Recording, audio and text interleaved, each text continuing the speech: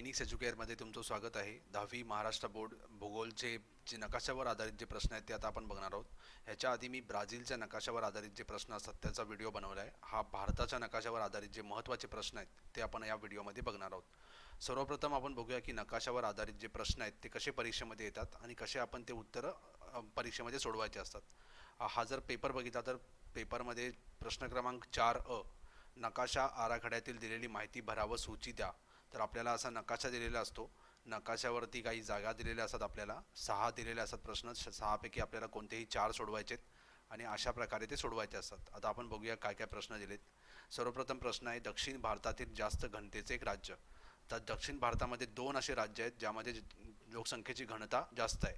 सर्वप्रथम आहे तमिळनाडू आणि दुसरं आहे केरळ.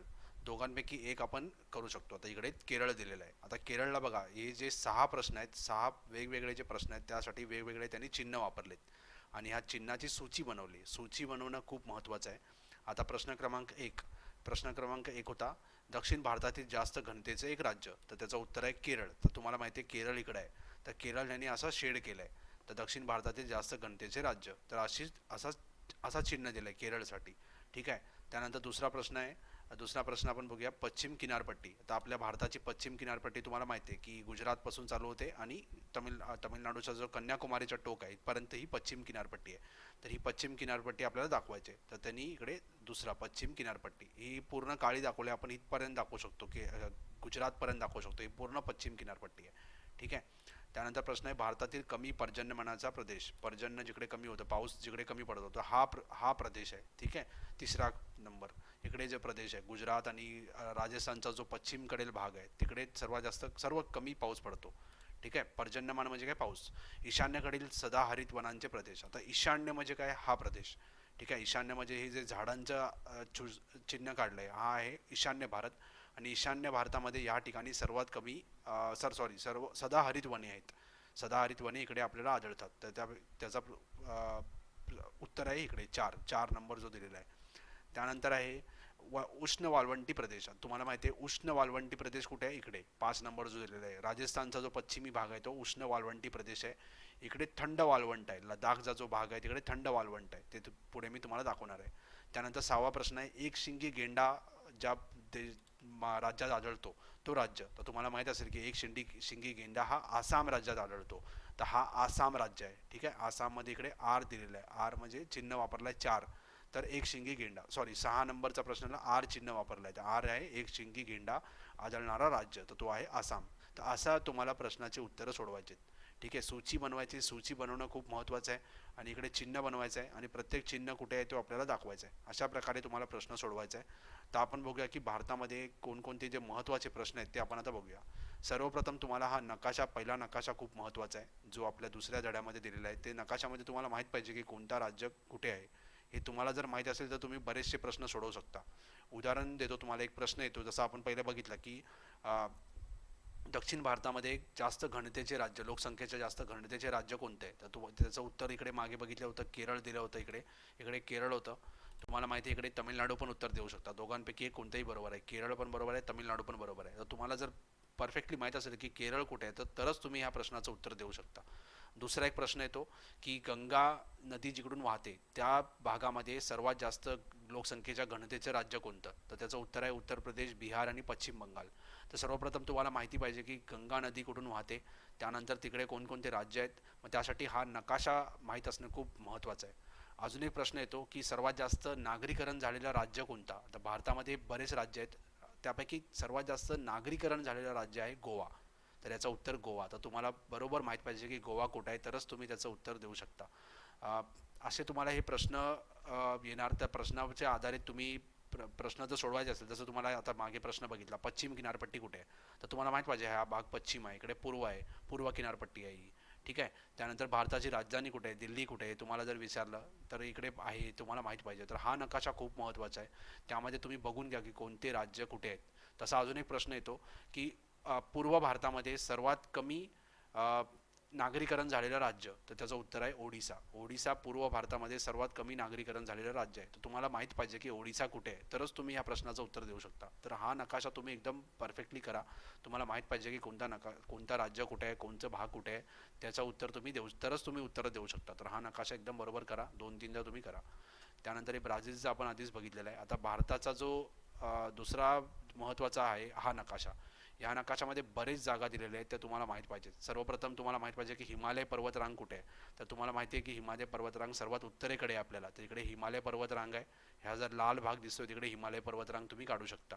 इकडे पण दाखवू शकता. हे भारताचा नकाशा म्हणून नेपाळ आणि भूतानची जी जागा आहे ती आपल्याला दिलेली नाही आहे. इकडे पण तुम्ही दाखवू शकता नकाशामध्ये. इकडे पूर्ण इकडून ते इथपर्यंत पूर्ण हिमालय पर्वतरांग हे पूर्ण तुम्ही दाखवू शकता. त्यानंतर वाळवंटी प्रदेश हा तुम्हाला माहिती आहे, महावाळवंट, भारतातील महावाळवंट इकडे वाळवंटी प्रदेश आहे, ते आपण बघितलं. ठीक आहे. त्यानंतर आहे इकडे इकडे आहे इकडे आरवली पर्वतरांग आहे. तर आरवली पर्वतरांग कुठे आहे तुम्हाला माहीत पाहिजे. त्यानंतर इकडे सतपुडा पर्वतरांग आहे. इकडे विंध्या पर्वतरांग आहे. विंध्या पर्वतरांग पण खूप महत्त्वाचं आहे, ते तुम्हाला माहीत पाहिजे. त्यानंतर इकडे पठार आहे, दक्कनचा पठार आहे. दक्कनचा पठार कुठे आहे तुम्हाला माहीत पाहिजे. ठीक आहे, हे महत्त्वाचं आहे.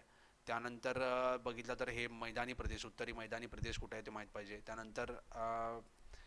त्यानंतर हे किनारपट्टीचा प्रदेश तुम्हाला माहीत पाहिजे, कोणती किनारपट्टी कुठे आहे. खूप सोपं असतं हे, प्रश्न जर आला तर तुम्हाला माहीत पाहिजे. त्यानंतर एक प्रश्न येऊ शकतो की हा जो पश्चिम घाट आहे, पश्चिम घाटामध्ये सर्वात उंच ठिकाण आहे अनयमले पर्वत. हा इकडे उत्तर आहे बघा. अनयमले पर्वत हा पश्चिम घाटामध्ये सर्वात उंच शिखर आहे. तसंच जर प्रश्न येतो की पूर्व घाटामध्ये सर्वात उंच शिखर कुठे आहे, तर त्याचं उत्तर इकडे आहे, महेंद्रगिरी. हा जो माझा कर्सर दिसतोय, महेंद्रगिरी त्याचं उत्तर आहे. तर हे असे तुम्हाला येऊ शकतात. चिल्का सरोवर कुठे आहे, हे खूप क्वचित असं येऊ शकतं, पण तुम्हाला माहीत पाहिजे. सोपं आहे इकडे की चिल्का सरोवर आहे. तसे इकडे सांबर सरोवर आहे राजस्थानमध्ये. ठीक आहे, असे प्रश्न येऊ शकतात. ईशान्य भारतामध्ये आता आपण बघितलं सदाहरित वने कुठे आढळतात, तो हा भाग आहे. ईशान्य भारतामध्ये पण डोंगर रांग आहे, ते कुठे आहे ते माहीत असेल. सिक्कीम राज्य जर विचारला तर इकडे आहे, हे तुम्हाला माहीत पाहिजे, खूप महत्त्वाचं आहे. त्यानंतर केटू पर्वतरांग जर विचारलं तर इकडे बघा, नंगा पर्वत. त्यानंतर हे इकडे वरती केटू पर्वतरांग आहे. ठीक आहे, केटू दिसते बघा इकडे, इकडे केटू पर्वतरांग आहे. असे हे प्रश्न परीक्षेमध्ये येऊ शकतात, हे प्रश्न तुम्हाला माहीत पाहिजे. कंचनजंगा जर विचारला तर तुम्हाला माहीत पाहिजे की ते सिक्कीममध्ये आहे. ठीक आहे, असे प्रश्न येऊ शकतात परीक्षेमध्ये. तर हा नकाशा पण खूप महत्त्वाचा आहे, हा नकाशा बघून घ्या. आता दुसरा नकाशा येतो नद्या. भारतामध्ये जे नद्या आहेत त्या कुठे आहेत. महत्त्वाच्या नद्या फक्त आपल्याला बघायच्या आहेत, बाकी नद्या आपल्याला नाही आल्या तरी चालतील. महत्त्वाच्या एक 7-8 नद्या आहेत, तेवढ्या जरी आल्या तर माहीत पाहिजे आपल्याला. ठीक आहे, मुख्य ज्या नद्या आहेत त्या नद्यांचं उगम स्थान कुठे आहे. सर्वात मुख्य जी नदी आहे ती आहे ब्रह्मपुत्रा. ब्रह्मपुत्रा नदी बघा, हे मानसरोवर जो सरोवर आहे भारताच्या वरती आहे, भारतामध्ये येत नाही, तिबेतमध्ये येतं मानसरोवरपासून इकडे जी नदी जाते सँगपो नदीमध्येच म्हणजेच ब्रह्मपुत्रा नदी. तिबेतमध्ये तिला सँगपो बोलतात. जेव्हा ती भारतात येते, इकडे भारतामध्ये आली तर तिला दिहांग बोलतात, आणि पुढे तिचं नाव होतं ब्रह्मपुत्रा. नंतर ती बाहेर तिकडे जाते बांगलादेशमध्ये, आणि बांगलादेशमधून बंगालच्या उपसागरामध्ये जाते. तर सँगपो नदी किंवा ब्रह्मपुत्रा नदीचा उगम इकडून होतो, ही अशी इकडे जाते, परत भारतामध्ये येते आणि अशी येऊन इकडे बाहेर जाते. ठीक आहे, तुम्हाला माहीत पाहिजे ब्रह्मपुत्रा नदी. त्यानंतर गंगा नदीचं उगम स्थान आहे गंगोत्रीवरून खाली अशी आल्यावरती गंगा नदी अशी इकडे जाते. ठीक आहे, ही महत्त्वाची नदी आहे. ही गंगा नदी इकडे पुढे जाते आणि ब्रह्मपुत्रा आणि गंगा नदी एकत्र येतात आणि दोघांचा संगम होऊन पुढे जातात. ठीक आहे, गंगा नदी पण महत्त्वाची आहे. त्यानंतर आहे यमुनेचा उगम स्थान आहे यमुनोत्री. तर यमुनोत्री परत यमुना नदी गंगा नदीला येऊन इकडे अलाहाबादला मिळते. ठीक आहे, संगम होतो दोघांचा. ह्या महत्त्वाच्या नद्या आहेत. इकडे नद्या तुम्ही बघू शकता, सिंधू नदी एक आहे, पण यापैकी बऱ्याच नद्या येण्याचे चान्सेस कमी आहेत. रावी, सतलज, बियास या तुम्ही बघून घ्या टाईम असेल तर.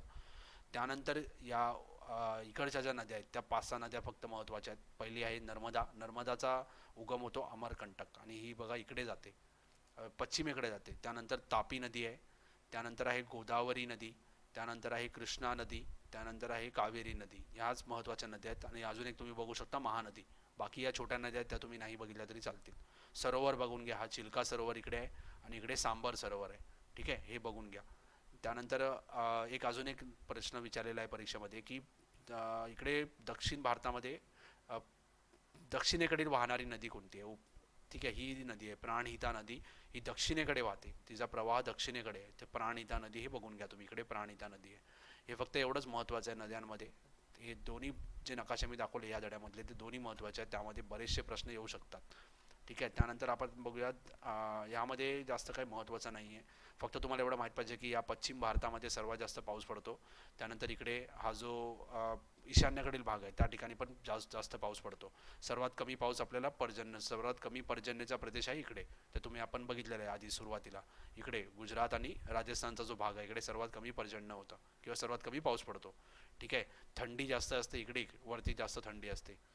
त्यानंतर एक महत्त्वाचा प्रश्न येतो की पावसाळा तुम्हाला माहिती आहे की पाऊस जसा पुढे पुढे जातो, जून ते सप्टेंबरमध्ये पुढे जातो आणि परतीचा जो पाऊस येतो, परतीच्या पावसामध्ये एकच असा राज्य आहे भारतामध्ये ज्याचा परतीच्या पावसामुळे पाऊस मिळतो, तो आहे तमिळनाडू. तमिळनाडूचा जो पूर्वेकडील किनारपट्टी आहे त्या किनारपट्टीच्या भागाला परतीच्या पावसामुळे म्हणजे डिसेंबर आणि जानेवारीमध्ये तिकडे पाऊस लागतो. तर एकच असा राज्य आहे परतीच्या पावसामुळे ज्याला पाऊस मिळतो, तो आहे तमिळनाडू.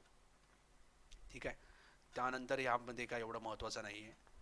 नंतर आपण बघूया पाचवा धडा. पाचवा धडा खूप महत्त्वाचा आहे. पाचव्या धड्यामध्ये खूप सारे प्रश्न आहेत, ते तुम्हाला माहीत पाहिजे कुठे आहे. ठीक आहे. ब्राझीलसाठी तर खूप महत्त्वाचा आहे पाचवा धडा. ब्राझीलचा तर तुम्ही नकाशा केलाच पाहिजे. पण भारतासाठी जर बघितला तर बघा, उष्ण वाळवंट आपण बघितलं आहे. जिकडे पाऊस कमी पडतो, जिकडे तापमान जास्त आहे, तो आहे उष्ण वाळवंट. तो आहे राजस्थानचा पश्चिमकडील भाग. त्यानंतर शीत वाळवंट म्हणजे लडाख, हे तुम्हाला माहीत पाहिजे. त्यानंतर आपण बघितलं सदाहरित वने ईशान्य भारतामध्ये इकडे भेटतात, इकडे आढळतात, सॉरी. त्यानंतर इकडे पश्चिम भारतामध्ये आहेत, पूर्व भारतामध्ये काही ठिकाणी आहेत. भारतामध्ये सर्वात जास्त कुठली वने आहेत बघा, पानझडीची वने. त्यानंतर हिमालयन वने कुठे कुठे आढळतात, हिमालय पर्वतरांगामध्ये आढळतात, तेवढं तुम्हाला माहीत पाहिजे. आणि समुद्रकाठची वने तुम्ही इकडे पण दाखवू शकता, इकडे दाखवू शकता आणि समुद्राच्या इकडे दाखवू शकता आणि इकडे. ठीक आहे. जास्त येऊ शकत नाही, फक्त हे महत्त्वाचं आहे, उष्ण वाळवंट, शीत वाळवंट, हिमालयन वने आणि समुद्रकाठचे वने तुम्ही जिकडे समुद्रकिनारा आहे तिकडे दाखवू शकता. ठीक आहे. हे महत्त्वाचं आहे. बाकी हा जो प्रश्न आहे हा तुम्हाला याचं उत्तर तुम्हाला डायजेस्टमध्ये किंवा मास्टर की वगैरे तुमच्याकडे असेल तर त्याचं उत्तर असेल. इकडे खूप साऱ्या प्राण्यांची पक्ष्यांची नावं दिलेली आहेत, ते तुम्हाला माहीत पाहिजे कुठे आढळतात. बंगालचा वाघ तर तुम्हाला माहिती आहे, रॉयल बेंगॉल टायगर कुठे आढळतो, हा असतो जो सुंदरबन्स जो भाग आहे तिकडे. सिंह कुठे आहे, सिंह आहे गुजरातमध्ये, गिरमध्ये. ठीक आहे. गंगाची डॉल्फिन, गंगा नदी जिकडून वाहते तिकडे गंगेतील डॉल्फिन आपल्याला आढळतं. ठीक आहे. हे तुम्ही बघून घ्या. एक शिंगी गेंडा आपण बघितला आसाममध्ये. ठीक आहे. ऑलिव्ह रिडली कासव हे तुम्हाला महाराष्ट्रामध्ये पण काही ठिकाणी आढळतं, काही ठिकाणी पूर्व किनारपट्टीवर आढळतं. हे तुम्ही डायजेस्टमध्ये बघून घ्या, यापैकी प्रश्न येऊ शकतो, हे खूप महत्त्वाचं आहे, हे तुम्ही बघून घ्या. ठीक आहे. मालडोक पक्षी कुठे आढळतो, निलगिरी तळेडी शेळी हे ताहेर शेळी हे कुठे आढळतं, हे तुम्ही नकाशामध्ये सोडवून घ्या. त्यानंतर जर सहावा धडा आपण बघितला तर सहाव्या धडामध्ये हे आपण आधी पण बघितलेलं आहे की दक्षिण भारतामध्ये जास्त घनतेचे राज्य कोणते, तर दोन राज्य आहेत, एक तर आहे केरळ, दुसरं आहे तमिळनाडू. तसंच तुम्हाला मी सांगितलं की गंगा नदी जिकडून वाहते त्या भागामध्ये सर्वात जास्त घनतेचे राज्य कोणते आहेत, लोकसंख्येच्या घनतेचे राज्य. तर पहिला आहे उत्तर प्रदेश, मग बिहार, मग पश्चिम बंगाल. तसेच पंजाब आणि हरियाणामध्ये पण जास्त घनता आहे. सर्वात कमी घनता आहे अरुणाचल प्रदेश, जम्मू काश्मीर, हिमाचल प्रदेश, उत्तराखंडमध्ये. हे चार राज्य तुम्हाला माहीत पाहिजेत. जर प्रश्न आला की उत्तर भारतामध्ये सर्वात कमी लोकसंख्ये घनतेचं राज्य कोणतं, तर तुम्ही हिमाचल प्रदेश किंवा जम्मू काश्मीर हे तुम्ही दाखवू शकता. ठीक आहे. ठीक आहे. यामध्ये एवढंच आहे. त्यानंतर दुसरा एक प्रश्न खूप महत्त्वाचा आहे, तो आहे दुसऱ्या धड्यामध्ये, सातव्या धड्यामध्ये. ठीक आहे. तो आपण बघूया. सातव्या धड्यातील महत्त्वाचा प्रश्न आहे. सातव्या धड्यामध्ये तुम्हाला माहिती आहे की लोकसंख्याचा विस्तार कसा आहे, मानवी वस्ती कशी आहे, त्याच्याबद्दल एक प्रश्न आहे. नागरीकरण कुठे जास्त झालेलं आहे, त्यानंतर शहरीकरण कुठे जास्त आहे, ते तुम्हाला माहीत पाहिजे. तर सर्वात प्रथम जर तुम्ही बघितला हा जो तक्ता दिलेला आहे इकडे, हा खूप महत्त्वाचा आहे. ठीक आहे. तुम्हाला मी आधी सांगितलं की सर्वात कमी नागरीकरण झालेलं राज्य, तर भारतामध्ये सर्वात कमी नागरीकरण झालेलं जर राज्य बघितला तर तुम्ही इकडे बघू शकता की हां, इकडे जर हे नकाशा बघू शकता तर सर्वात कमी नागरीकरण झालेलं राज्य इकडे चार दिलेले आहेत बघा. एक तर हिमाचल प्रदेश, बिहार, आसाम, ओडिसा. तर तुम्हाला माहीत पाहिजे की आता आसाम कुठे आहे, हिमाचल प्रदेश कुठे आहे, बिहार कुठे आहे, तुम्हाला माहीत पाहिजे. तर इकडे आहे, हा आहे आसाम, सॉरी, हा आहे ओडिसा, इकडे आहे आसाम, इकडे त्यानंतर इकडे हिमाचल प्रदेश आहे, हे उत्तराखंड आहे, उत्तर प्रदेश आहे, बिहार आहे, इकडे बिहार आहे. ठीक आहे. हे तुम्हाला माहीत पाहिजे कुठे आहे. त्यानंतर इकडे पश्चिम बेंगॉल आहे, हे झारखंड आहे.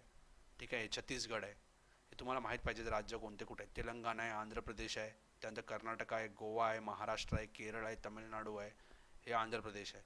ठीक आहे, गुजरात आहे. तर तुम्हाला माहीत पाहिजे इकडे ओडिसामध्ये सर्वात कमी नागरीकरण झालेलं आहे, त्यानंतर बिहारमध्ये झालेलं आहे, त्यानंतर इकडे दिलेलं आहे बघा आसाममध्ये झालेलं आहे, ओडिसामध्ये. तसंच जर तुम्हाला एक प्रश्न आला की ईशान्य भारतामध्ये सर्वात कमी नागरीकरण झालेलं राज्य कोणता, तर उत्तर आहे आसाम.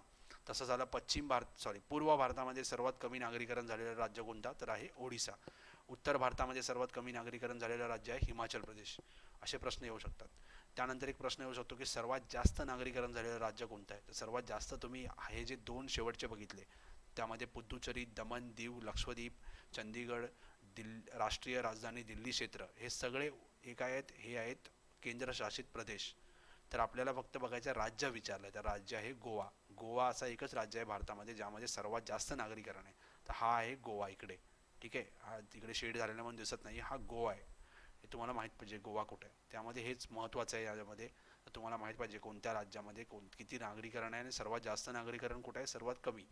हे हे जे आहे ते त्याचं येण्याचे चान्सेस कमी आहेत. हे जे राज्य दिलेले आहेत येण्याचे चान्सेस कमी आहेत. सर्वात जास्त आणि सर्वात कमी तुम्ही लक्षात ठेवा, ते खूप महत्त्वाचं आहे. ते तुम्ही परीक्षेमध्ये विचारू शकतात. तसंच ब्राझीलचं पण इकडे दिलेलं आहे, ते मी आधीच हे सांगितलेलं आहे तुम्हाला, ते तुम्हाला माहीत पाहिजे.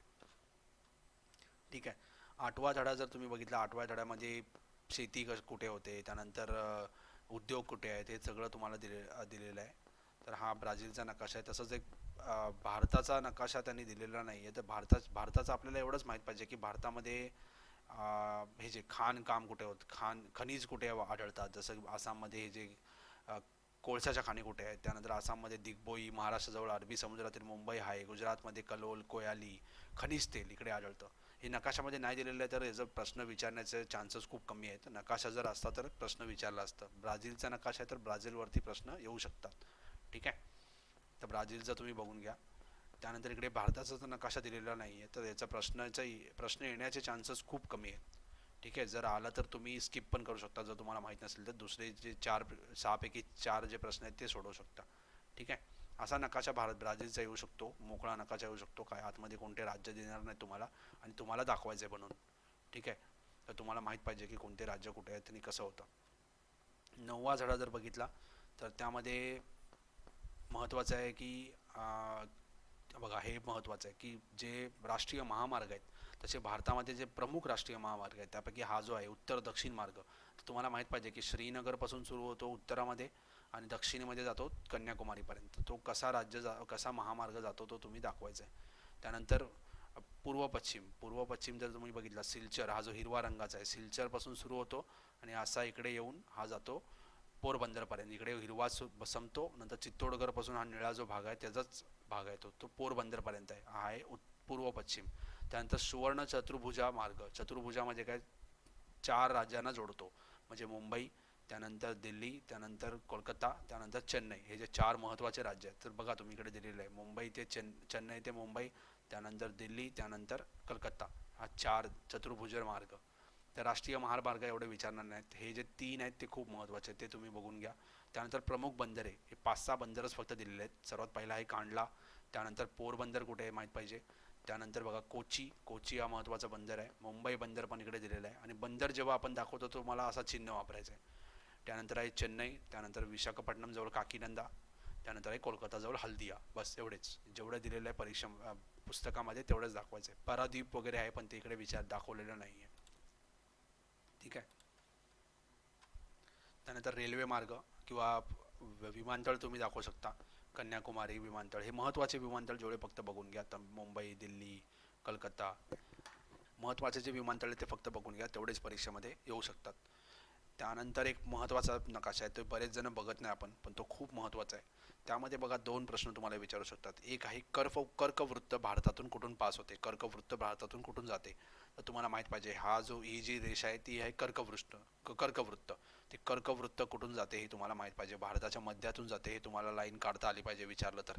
ठीक आहे, त्यानंतर एक प्रश्न येतो की भारताचा जो स्टँडर्ड टाईम आहे किंवा जे भारताचं टाईम जिथून मोजलं जातं ते हे बघा 82 डिग्री 30 मिनिट पूर्व.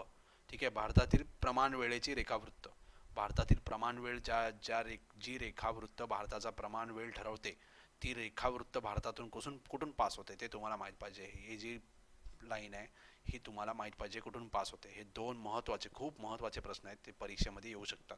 ठीक एक आहे कर्कवृत्त कुठून पास होते आणि दुसरं आहे भारताच्या प्रमाण वेळेचे रेखावृत्त 82 डिग्री 30 मिनिट पूर्व ही जी रेखावृत्त आहे ती कुठून पास होते हे तुम्हाला माहीत पाहिजे. हे तुम्ही सराव करून घ्या. त्यानंतर कधी कधी एक प्रश्न विचारतात इंदिरा पॉईंट कुठे आहे, तर एकदम सोपं आहे की अंदमान निकोबार बेटांचा जो सर्वात शेवटचा बेट आहे तो तुम्हाला दाखवायचा आहे इंदिरा पॉईंट. तर कन्याकुमारी कुठे आहे, तर सर्वात शेवटचा टोक दाखवायचा आहे. ठीक आहे. त्यानंतर इकडे जास्त काय विचारत नाहीत की महत्त्वाचे हेच आहेत ते तुम्हाला मी सांगितलं. हे तुम्ही करून घ्या. हे महत्त्वाचे प्रश्न आहेत ते तुम्ही नकाशा स्वतः घ्या आणि नकाशामध्ये सोडवा तरच तुम्हाला हे येणार परीक्षेमध्ये. मला आशा आहे की व्हिडिओ हा आवडला असेल तुम्हाला. जर आवडला असेल तर व्हिडिओला लाईक करा आणि अधिक व्हिडिओंसाठी चॅनलला सबस्क्राईब करा. धन्यवाद.